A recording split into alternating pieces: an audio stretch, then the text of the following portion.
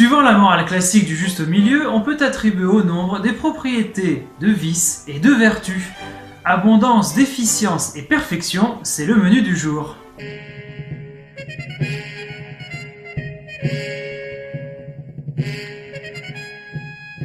Avant d'expliquer ce qu'est un nombre parfait, il faut rapidement brosser le portrait des nombres déficients et des nombres abondants. Pour ce faire, je me référerai au livre 1 de l'institution arithmétique de Boès dont on a parlé dans l'épisode précédent. Et juste avant de commencer, je rappelle ce qu'est un diviseur en arithmétique avec un exemple très simple. Si l'on prend par exemple le nombre 12, le nombre 6 est un diviseur du nombre 12 parce que 12 divisé par 6 fait 2, qui est un nombre entier. En revanche, 5 n'est pas un diviseur du nombre 12 parce que 12 divisé par 5 ne donne pas un nombre entier. Prenons justement le nombre 12, ses diviseurs stricts, c'est-à-dire les diviseurs de 12 qui sont plus petits que 12 lui-même, sont 6, 4, 3, 2 et 1. La somme de ces diviseurs stricts vaut 16, qui est un nombre plus grand que 12. On dira alors que 12 est un nombre abondant.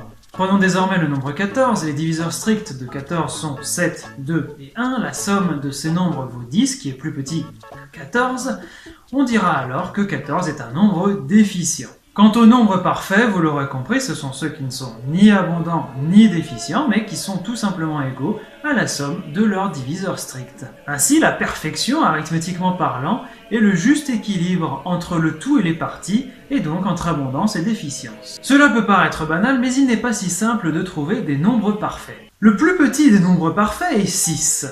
En effet, ses diviseurs stricts sont 3, 2 et 1, dont la somme fait bien 6. Et si vous avez regardé la vidéo numéro 5, vous savez déjà que 6, en plus d'être parfait, est également un nombre triangulaire. Le nombre parfait suivant est 28. En effet, ses diviseurs stricts sont 14, 7, 4, 2 et 1, leur somme fait bien 28. Les deux suivants sont 496 et 8128. Vous voyez qu'il n'y en a pas tant que cela. Alors le problème qui se pose est évidemment comment connaître tous les nombres parfaits. Euclide, tout d'abord, montre dans la proposition numéro 36 du livre 9 de ses éléments que si 2 puissance p moins 1 est premier, alors 2 puissance p moins 1 facteur de 2 puissance p moins 1 est parfait. Euler, au XVIIIe siècle, montrera à l'inverse que tous les nombres parfaits pairs sont de cette forme.